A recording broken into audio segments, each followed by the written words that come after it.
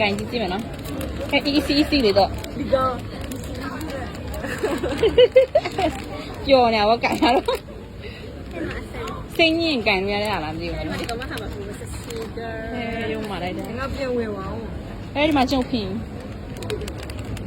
အဲ့မလည်း ခဲစိတ်ညစ်တယ် အဲ့ဒါလက်ဦးလား ကြောင်စုံလမ်းကြီး ဒါ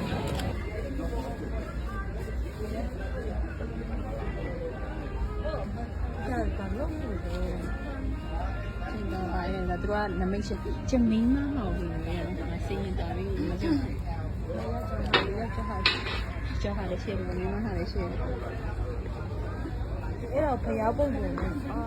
မလည်းရှင်မလည်း ဖျားပုံပုံလေးအောက်မှာတောင်းချာ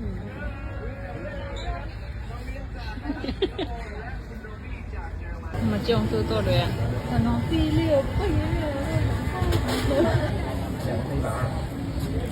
ကဲကျုပ်တကယ်ဒါအဲ့ဆက်ပြနေတယ်နော်